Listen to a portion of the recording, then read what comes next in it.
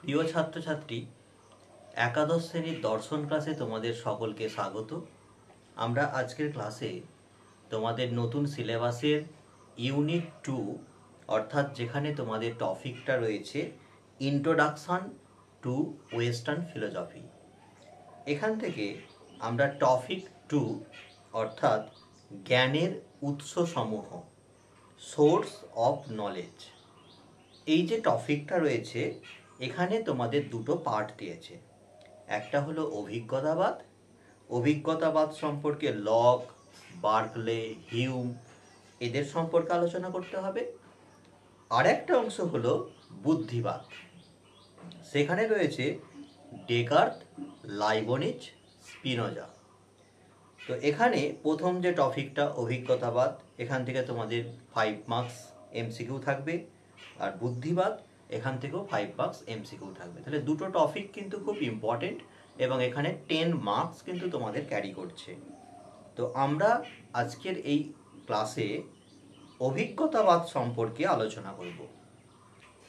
বিষয়টা হলো জ্ঞানের উৎস সম্বন্ধ, সোর্স অফ নলেজ। দেখো, পাশ্চাত্য দর্শনের যে প্রধান 3টে শাখা, একটা হলো জ্ঞানবিদ্যা, অধিবিদ্যা এবং নন্দন শাস্ত্র। এই যে অধিবিদ্যা এবং জ্ঞানবিদ্যা, প্রথমে আলোচনা দর্শনের হতো পাশ্চাত্য দর্শনের। যদি আমরা ইতিহাসকে পর্যালোচনা করি তাহলে দেখব যে একদম একটা ধারাবাহিকতা রয়েছে। অধিবিদ্যা, জ্ঞানবিদ্যা, তারপরে পরবর্তীকালে আধুনিক যুগে ফিলোসফির পরিধি কিন্তু অনেকটা এক্সপ্যান্ড করেছে। তো সেই সব সম্পর্কে আমরা আলোচনা করব না। আমরা দেখব যে এই জ্ঞানবিদ্যা বা জ্ঞান কি, এই প্রশ্নটা কোথা থেকে বা পাশ্চাত্য দর্শনের কোন সময় থেকে এটা সৃষ্টি হয়েছে, এই অংশটা প্রথম আমরা একটু সংক্ষিপ্ত সারে বুঝে নেব। দেখো, যদি আমরা পাশ্চাত্য দর্শনের সক্রেটিসকে মধ্যস্থলে রাখি,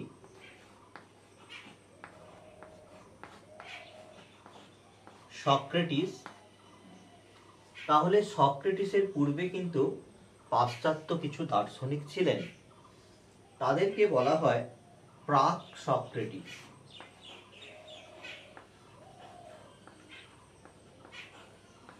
প্রাক সক্রেটিস, আমি কয়েকজনের নাম এখানে একটু উল্লেখ করে দিচ্ছি। প্রাক সক্রেটিসের মধ্যে 1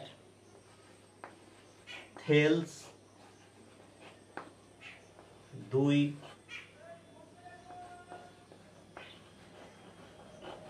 পিথাগোরাস, 3 হেরাক্লিটাস,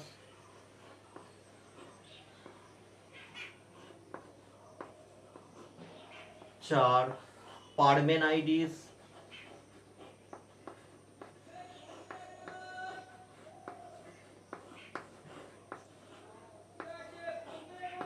5 প্রমুখ। আমি কয়েকজনের নাম এখানে প্রাক সক্রেটিস হিসাবে উল্লেখ করলাম। তারপর সক্রেটিসের পরবর্তীকালে এলেন প্লেটো।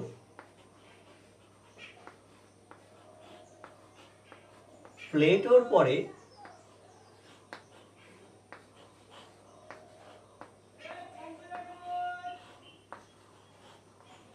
অ্যারিস্টটল। ঠিক আছে, অ্যারিস্টটলের পরবর্তী সময় একটা ধর্মীয় যুগের সূচনা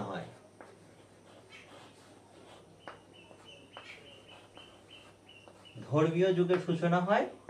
তারপর পাশ্চাত্য দর্শনে আধুনিক যুগ আসে।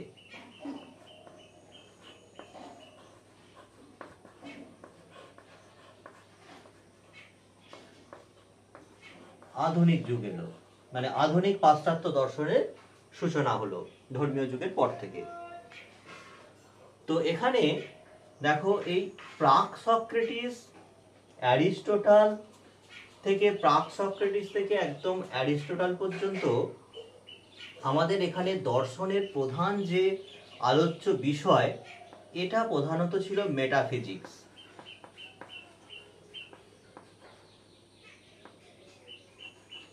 মেটাফিজিক্স বা অধিবিদ্যার চর্চা হতো।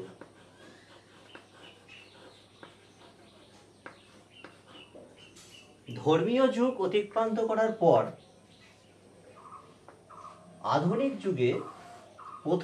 আধুনিক যুগের সূচনা হলো বুদ্ধিবাদী দার্শনিক ডেকার্তের হাত ধরে, যার জন্য ডেকার্তকে বলা হয় আধুনিক দর্শনের জনক।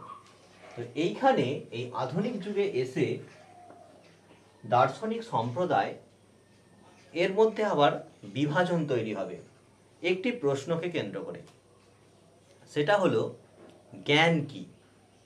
আগে অধিবিদ্যার চর্চা হতো, অধিবিদ্যার আলোচ্য বিষয় আত্মা, ঈশ্বর, জন্মান্তর, মানে যেগুলো আমাদের ইন্দ্রিয়ের অতীতে রয়েছে, আমরা যেগুলো আমাদের ইন্দ্রিয় অভিজ্ঞতা হয় না এমন যে বিষয়, সেগুলো তো অধিবিদ্যার আলোচ্য বিষয়। সেখান থেকে দর্শন বেরিয়ে এসে আধুনিক সময়ে জ্ঞানবিদ্যার চর্চার উপর কিন্তু গুরুত্ব আরোপ করা হলো। তো সেখানে কার হাত ধরে শুরু হলো সেটা বললাম, আধুনিক দার্শনিক ডেকার্তের হাত ধরে। তো এইখানে একটা প্রশ্নকে কেন্দ্র করে জ্ঞান কি, জ্ঞান কি, এই প্রশ্নটাকে কেন্দ্র করে আধুনিক যুগে পাশ্চাত্য দর্শন তিনটে ভাগে ভাগ হয়ে যাচ্ছে। দার্শনিকদের মধ্যে একটা ব্রাঞ্চ, শাখা দেখা দিচ্ছে। একটি হলো কি অভিজ্ঞতাবাদ, বুদ্ধিবাদ, বুদ্ধিবাদ ইংরেজিতে যাকে বলা হয়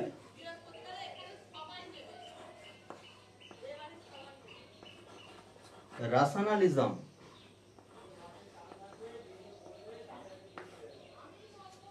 তারপর 2 নম্বর শাখা তৈরি হলো অভিজ্ঞতাবাদ,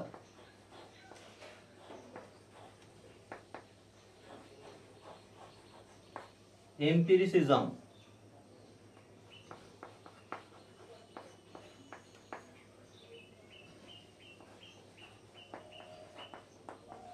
এম্পিরিসিজম। আরেকটি শাখা তৈরি হলো, সেটা হলো বিচারবাদ। বিচারবাদ যেটাকে বলা হয় ক্রিটিসিজম। ঠিক আছে, বিচারবাদী দর্শন তৈরি হলো। তাহলে জ্ঞান কি, এই প্রশ্নটাকে কেন্দ্র করে তিনটে দার্শনিক সম্প্রদায় বা বিভাগ তৈরি হয়ে গেল। একটা হলো বুদ্ধিবাদ, একটা হলো অভিজ্ঞতাবাদ, আর একটা হলো বিচারবাদ। তাহলে আমরা দেখলাম যে জ্ঞান, এই প্রশ্নকে কেন্দ্র করে, জ্ঞান কি এই প্রশ্নকে কেন্দ্র করে তিনটে শাখা তৈরি হয়ে গেল, বুদ্ধিবাদ, অভিজ্ঞতাবাদ এবং বিচারবাদ। তো বুদ্ধিবাদ, এদেরকে আবার দুটি ভাগে ভাগ করা যায়। একটা হলো চরমপন্থী বুদ্ধিবাদ,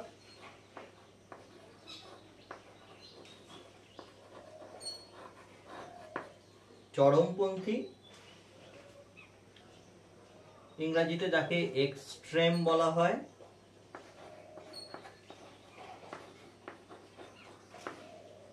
আরেকটি হলো নরমপন্থী বুদ্ধিবাদ।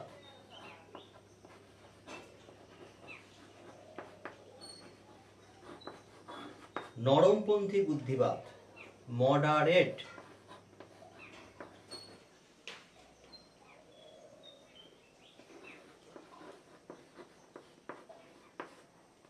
ঠিক আছে, নরমপন্থী বুদ্ধিবাদ একমাত্র কান্টের নাম আমরা উল্লেখ করতে পারি। আর চরমপন্থী বুদ্ধিবাদীরা হয়ে গেলেন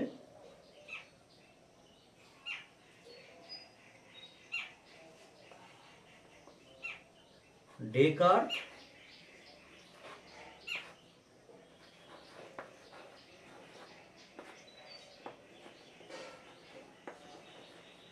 লাইবনিজ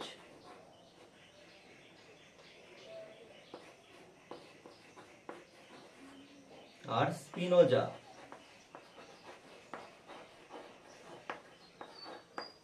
ঠিক আছে, আর একজন রয়েছেন ভল।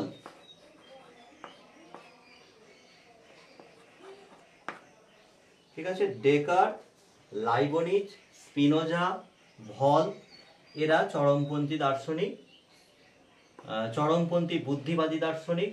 আর কান্ট হলেন নরমপন্থী বুদ্ধিবাদী দার্শনিক। তাহলে বুদ্ধিবাদের দুটো ভাগ, একটা চরমপন্থী, একটা নরমপন্থী।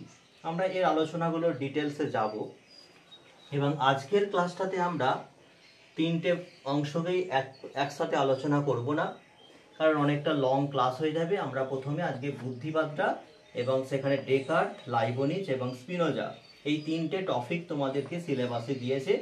ভলভটা সিলেবাসে নেই। আমরা ডেকার্ট, লাইবনিজ এবং স্পিনোজার মতে জ্ঞান কিভাবে আমাদের সৃষ্টি হয় সে সম্পর্কে আজকের ক্লাসটাতে পুরো স্পষ্টভাবে আলোচনা করব। এখন আমরা অভিজ্ঞতাবাদের যে দুটো ভাগ আছে সেটাও একটু দেখে নিই, কারণ নেক্সট ক্লাসে আমরা অভিজ্ঞতাবাদ এবং বিচারবাদটাকে নিয়ে আলোচনা করব।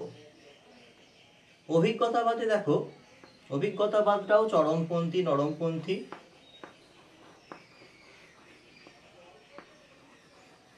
চরমপন্থী অভিজ্ঞতাবাদী, চরমপন্থী অভিজ্ঞতাবাদী হচ্ছেন হিউম, আর হলেন নরমপন্থী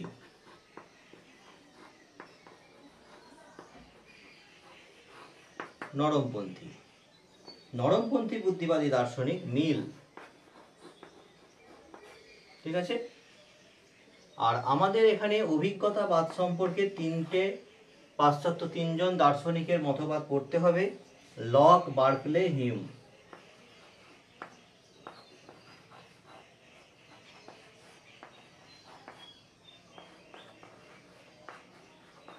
এদের মতবাদগুলো আমাদের সিলেবাসের মধ্যে অন্তর্ভুক্ত রয়েছে, এগুলো পড়তে হবে। আর বিচারবাদী দার্শনিক হলেন জার্মান দার্শনিক কান্ট। কান্ট হলেন বিচারবাদী দার্শনিক। তাহলে বোঝা গেল যে বুদ্ধিবাদ, অভিজ্ঞতাবাদ এবং তাদের একদম বিভাজনগুলো বা স্তরগুলো। এবার আমরা বুঝে নেব যে বুদ্ধিবাদ বলতে আসলে কি বোঝায়। বুদ্ধিবাদের বক্তব্য হলো যেখানে বলা হয় যে যথার্থ জ্ঞান লাভের একমাত্র উৎস হলো কি? বুদ্ধি। অর্থাৎ বুদ্ধি দিয়েই আমরা যথার্থ, সার্বিক ও সত্য জ্ঞান আমরা লাভ করতে পারি, যেখানে অভিজ্ঞতার কোনো রকম ভূমিকা তারা মানছেন না, তাদেরকে বলা হয় বুদ্ধিবাদী দার্শনিক। তাহলে বুদ্ধিবাদের মূল বক্তব্য হলো যে জ্ঞানই হলো একমাত্র বিশুদ্ধ, এই বুদ্ধিই হলো একমাত্র জ্ঞানের উৎস। বিশুদ্ধ বুদ্ধি দিয়েই আমরা সার্বিক এবং সত্য জ্ঞান লাভ করতে পারি। এটাই হলো বুদ্ধিবাদের মূল বক্তব্য। তো আমরা বুদ্ধিবাদকে দুটো ভাগে ভাগ করেছি, একটা হলো চরমপন্থী বুদ্ধিবাদ, আরেকটি হলো নরমপন্থী বুদ্ধিবাদ। চরমপন্থী বুদ্ধিবাদ কারা?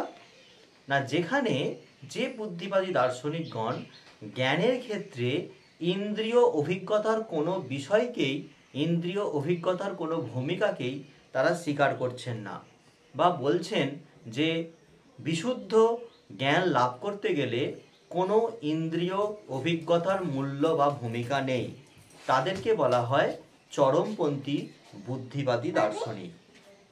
তারা বলছেন যে আমরা সূক্ষ্ম বিচার বুদ্ধির মধ্য দিয়েই কি করতে পারি? ঈশ্বর, আত্মা, অতীন্দ্রিয় সমস্ত বিষয়ের একদম সার্বিক এবং সত্য জ্ঞান আমরা লাভ করতে পারি। কিন্তু তাহলে আমরা দেখলাম যে চরমপন্থী যেসব বুদ্ধিবাদী তারা বলছেন যে আমাদের জ্ঞানের ক্ষেত্রে ইন্দ্রিয় উপাত্তের কোনো রকম ভূমিকা নেই, সার্বিক এবং সত্য জ্ঞান বিশুদ্ধ বুদ্ধির মধ্য দিয়েই হয়ে থাকে।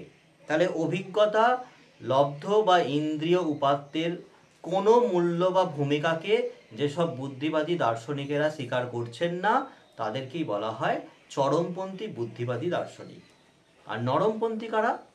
না নরমপন্থী বুদ্ধিবাদী দার্শনিকেরা আমাদের ব্যবহারিক জীবনে, এরাও বলছে যে বুদ্ধি দিয়েই একমাত্র সার্বিক এবং সত্য জ্ঞান লাভ করা যায়, কিন্তু তারা ব্যবহারিক প্রয়োজনে দৈনন্দিন জীবনযাপনের খাতিরে তারা অভিজ্ঞতার ভূমিকাকে কিছুটা হলেও স্বীকৃতি দিয়েছেন। কিন্তু তারা বলছেন অভিজ্ঞতা দিয়ে যে জ্ঞানটা হয় সেই জ্ঞানটা কিন্তু একেবারে গণিতের জ্ঞানের মতো সার্বিক এবং সত্য নয়। তাহলে অভিজ্ঞতার ভূমিকাকে তারা সামান্যতম হলেও স্বীকার করছেন দৈনন্দিন জীবনযাপনের খাতিরে, কিন্তু বলছেন যে নলেজটা হয় সেটা কিন্তু সার্বিক এবং সত্য হয় না। অর্থাৎ বিশুদ্ধ বুদ্ধির ভূমিকাকে এরাও স্বীকার করছেন, কিন্তু দৈনন্দিন জীবনের প্রয়োজনে সামান্যতম হলেও ইন্দ্রিয় উপাত্ত বা ইন্দ্রিয় অভিজ্ঞতাকে স্বীকার করেছেন, কিন্তু বলছেন যে এটা দিয়ে কিন্তু আমাদের সার্বিক এবং সত্য জ্ঞান কিন্তু হতে পারে না। এবার আমরা আলোচনা করব বুদ্ধিবাদী দার্শনিক ডেকার্ত কিভাবে জ্ঞানের উৎস সম্পর্কে তার তত্ত্বটি উপস্থাপন করেছেন। তো জ্ঞানের উৎস সম্পর্কে, এবং যেহেতু আধুনিক দর্শনের সূচনা ডেকার্তের হাত ধরে হয়েছে, তাই ডেকার্তকে কিন্তু আধুনিক দর্শনের জনক বলা হয়। তো ডেকার্তের মতে বিশুদ্ধ বুদ্ধি দিয়েই কিন্তু আমাদের সার্বিক এবং সুনিশ্চিত জ্ঞান হয়, এবং তিনি তার তত্ত্ব আলোচনায় ডেকার্ত বলছেন কতকগুলো ধারণা আছে যে ধারণাগুলো কিন্তু সহজাত। কি বলছেন? কতকগুলো ধারণা আছে যে ধারণা কিন্তু আমাদের সহজাত, ইনেট আইডিয়া, জন্মগতভাবে আমরা পেয়ে থাকি। সহজাত ধারণাগুলো অর্জন করা যায় না, এবং এই যে সহজাত ধারণা, এই সহজাত ধারণাগুলোই হলো যথার্থ জ্ঞানের উৎস। তো আমরা এখানে একটু সংক্ষিপ্তভাবে একটু শাখার মাধ্যমে একটু আলোচনাটা দেখে নিই। দেখো, ডেকার্ত বলছেন কি, বিশুদ্ধ বুদ্ধি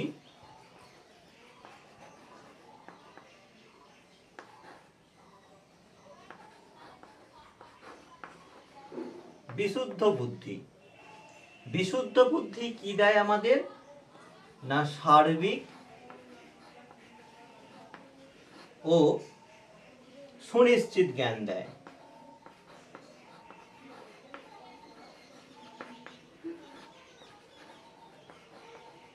ঠিক আছে, সার্বিক এবং সুনিশ্চিত জ্ঞান দেয়।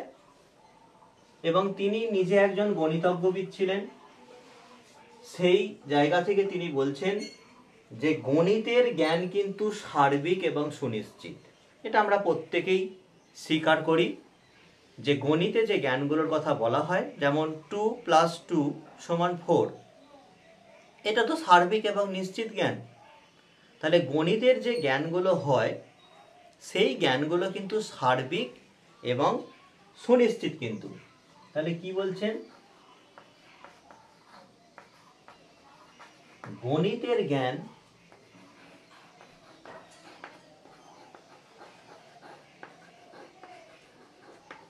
সার্বিক ও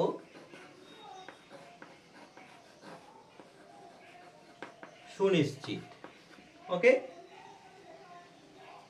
এবার এখানে তিনি বলছেন এই যে গণিতের জ্ঞানগুলো সার্বিক এবং সুনিশ্চিত, তিনি দর্শনকেও এই গণিত যেমন সার্বিক এবং সুনিশ্চিত জ্ঞান আমাদের দিতে পারে এবং যেগুলো অবশ্যই বুদ্ধিলব্ধ, সেই রকমভাবে দর্শনের আলোচনাকেও, দার্শনিক পদ্ধতিগুলোকেও তিনি গাণিতিক পদ্ধতির মতো সার্বিক এবং সুনিশ্চিত বলে প্রমাণ করার চেষ্টা করবেন।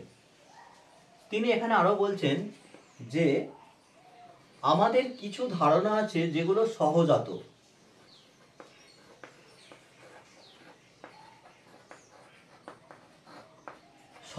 ধারণা, এবং এই সহজাত ধারণাগুলোই কি আমাদের যথার্থ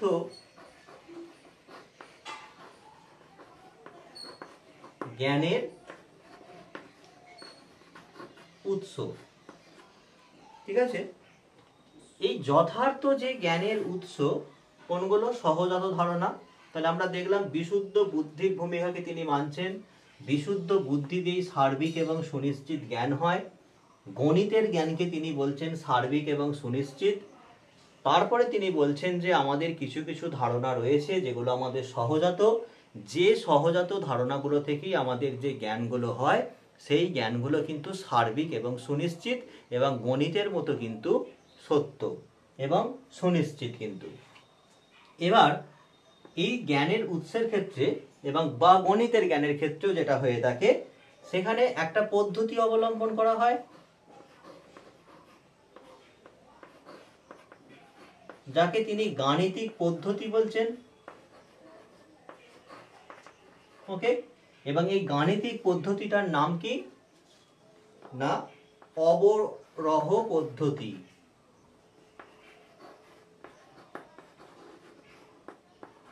অবরোহ পদ্ধতি। তাহলে গণিতের যে জ্ঞান সেগুলো সার্বিক এবং সুনিশ্চিত। গণিত এই সার্বিক এবং সুনিশ্চিত জ্ঞান একটা পদ্ধতির মধ্য দিয়ে এই গাণিতিক জ্ঞানগুলো কিন্তু প্রতিষ্ঠিত হয়। সেই পদ্ধতিটাকে তিনি বলছেন অবরোহ পদ্ধতি। তো অবরোহ পদ্ধতিটা কেমন? অবরোহ পদ্ধতি হলো এমন একটা পদ্ধতি যেখানে আশ্রয় বাক্যগুলো থেকে সিদ্ধান্তকে কিন্তু একদম আমরা নিশ্চিতভাবে অর্জন করতে পারি। তাহলে এমন একটা পদ্ধতি যেখানে আমরা কোনো একটা যুক্তির আশ্রয় বাক্য থেকে সিদ্ধান্তকে কিন্তু নিশ্চিতভাবে একদম অনুমান করতে পারি বা নিশ্চিত করতে পারি, সেটাকে বলা হয় অবরোহ পদ্ধতি। তাহলে ডেকার্টস দেখলেন যে গণিত হচ্ছে এমন একটা বিষয় যেখানে সার্বিক এবং সুনিশ্চিত আমরা জ্ঞান পেয়ে থাকি। তাহলে দর্শনকেও যদি গণিতের মতো যদি সুনিশ্চিত এবং সত্য জ্ঞানে উপনীত করা যায় তাহলে কেমন হয়? এর জন্য তিনি গাণিতিক পদ্ধতিকে দর্শনেতেও প্রয়োগ করলেন। অর্থাৎ তিনি চাইলেন দর্শনকে গণিতের মর্যাদায় নিয়ে যেতে। এই গণিতের মর্যাদায়, গণিতে যেমন একটা পদ্ধতি অনুসরণ করা হয় অবরোহ পদ্ধতি, তিনিও দর্শনেতে একটা পদ্ধতি অনুসরণ করলেন। কি করতে গিয়ে? না দর্শনকে গণিতের মর্যাদায় উপনীত করতে গিয়ে। সেই পদ্ধতিটাকে ডেকার্তের বলা হয় কি? সার্বিক সংশয় পদ্ধতি, universal method of universal doubt. দেখো এবার কি করছি, ডেকার্ত তাহলে বুঝে নিলেন যে গণিত কেন সুনিশ্চিত জ্ঞান দেয়। না গণিতের একটা পদ্ধতি আছে অবরোহ পদ্ধতি। অবরোহ পদ্ধতির মাধ্যমে যে জ্ঞানগুলো গণিতে হয় সেটা সার্বিক এবং সুনিশ্চিত। এই লজিকটাকে তিনি দর্শনে প্রয়োগ করলেন। তিনি চাইছেন কি? দর্শন গণিতের মর্যাদা পাবে।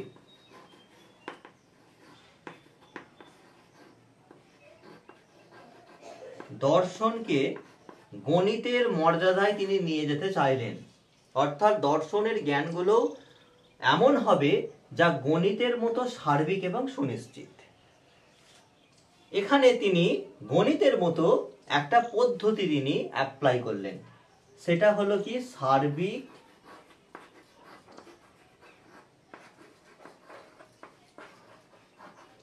সার্বিক সংশয় পদ্ধতি।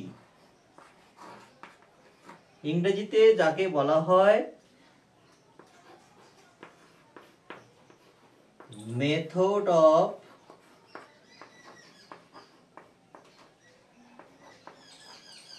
ইউনিভার্সাল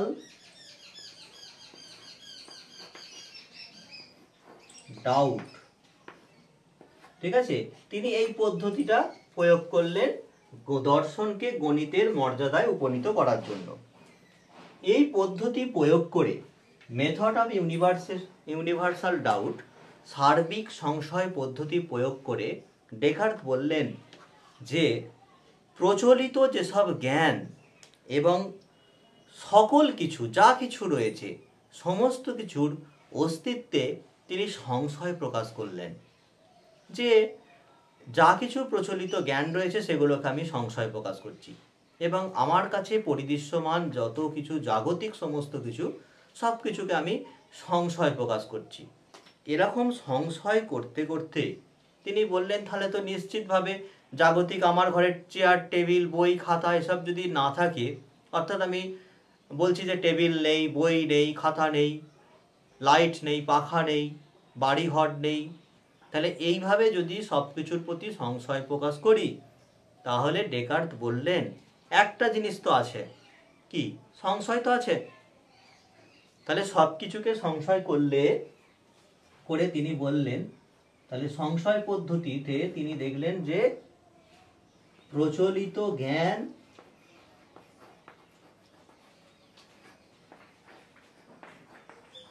ও সকল কিছুর প্রতি তিনি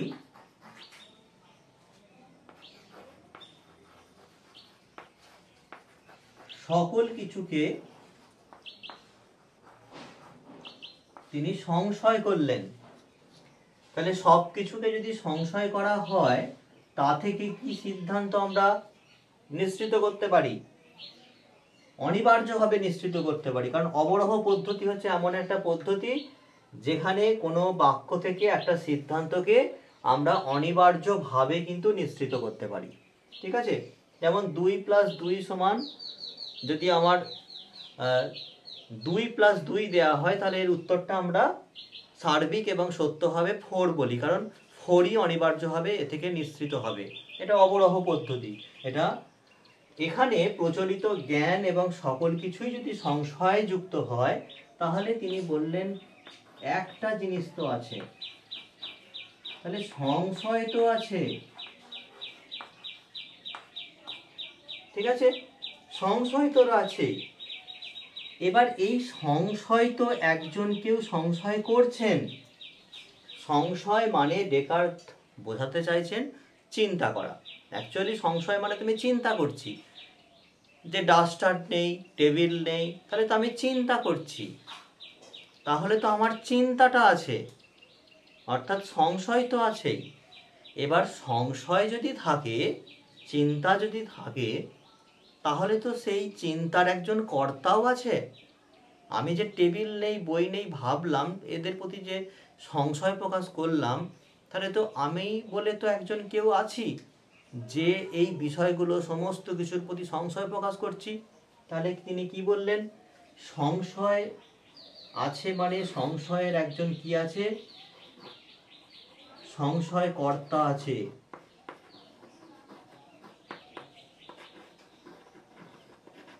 সংশয় তো কেউ একজন করছেন, তাহলে সংশয় কর্তা আছে। তাহলে এই সংশয় যে কর্তা, সেখানে বললেন তিনি একটা সিদ্ধান্ত তৈরি করলেন যে আমি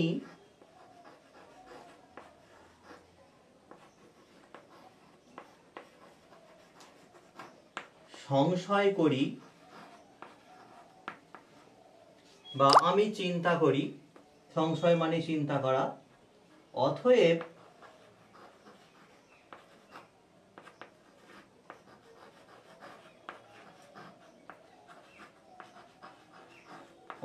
আমি আছি। তাহলে আমি সংশয় করি, অতএব আমি আছি। ডেকার্ত বললেন এই আমি হলাম কে? আমি হলাম আত্মা। ঠিক আছে? এখান থেকে তিনি অনিবার্যভাবে, তিনি অবরোহ পদ্ধতি প্রয়োগ করছেন, অনিবার্যভাবে সিদ্ধান্ত করলেন, অতএব কি না, অতএব আত্মা আছে। আমি হলাম আত্মা। তাহলে আমি যদি আত্মা হই আর আমি যদি সংশয় প্রকাশ করতে পারি, তাহলে তো আত্মা আছে। এইটা ডেকার্তের একদম প্রথম সিদ্ধান্ত, সার্বিক একটা সিদ্ধান্ত, কিন্তু আত্মা আছে। সংশয় করি বা আমি চিন্তা করি, অতএব আমি আছি। এখান থেকে তিনি সিদ্ধান্ত করলেন যে আত্মা আছে। এই আত্মা আছে থেকে তিনি অবরোহ পদ্ধতিতে আবার সিদ্ধান্ত করলেন ঈশ্বর আছেন।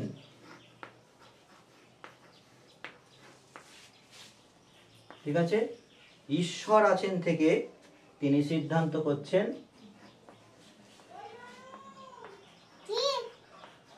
জড় জগৎ আছে। ঠিক আছে, তাহলে আত্মা আছে, তারপর তিনি বললেন 2 নম্বরে ঈশ্বর আছেন, তারপরে বলছেন জড় জগৎ আছেন। ওকে, তাহলে এখানে ডেকার্তের এই যে আমি সংশয় করি অতএব আমি আছি, এটাকে ইংরেজিতে শব্দটা একটু মনে রাখবে, তোমাদের যেহেতু এমসিকিউ টাইপেরই প্রশ্ন থাকবে, তাই এর ইংরেজিটা হচ্ছে আই থিঙ্ক therefore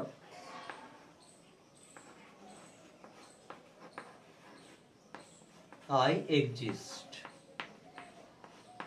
বা এটাকে বলা হয় cogito ergo ওকে সাম। এমসিকিউ টাইপের প্রশ্নে এগুলো সমস্ত কিছু থাকতে পারে, এইগুলো বাক্যগুলো একটু মনে রাখো। এগুলো সম্পর্কে তো আমরা ডিটেলস তো আলোচনা করছি না, তোমাদের 11-এর সিলেবাসের মতন করে আলোচনা করছি, তাই এগুলো একটু খেয়াল রাখবে যে এটা কার উক্তি, আমি সংশয় করে অতএব আমি আছি, এটা কার উক্তি, ডেকার্ত কোন পদ্ধতিতে দর্শনকে গাণিতিক মর্যাদায় উপনীত করতে চেয়েছেন বা করেছেন, সেইগুলো সম্পর্কে একটা এমসিকিউ টাইপের প্রশ্ন আকারেই আমরা আলোচনা তোমাদের করলাম। কারণ এগুলো সম্পর্কে I think therefore I am এগুলো একদম বিস্তৃত ক্লাস কিন্তু হবে। তো সেগুলো পরবর্তীকালে তোমরা যদি দর্শন শাস্ত্র নিয়ে পড়াশোনা করো, তাহলে ওয়েস্টার্ন ফিলোসফি যখন পড়বে সেখানে তোমাদের এগুলো বিস্তৃতভাবে আলোচনা করতে হবে। তো আমরা তোমাদের একাদশ শ্রেণীর পাঠ্য অনুযায়ী, প্রশ্নপত্রের মডেল অনুযায়ী সেইভাবে উপস্থাপন করার চেষ্টা করছি।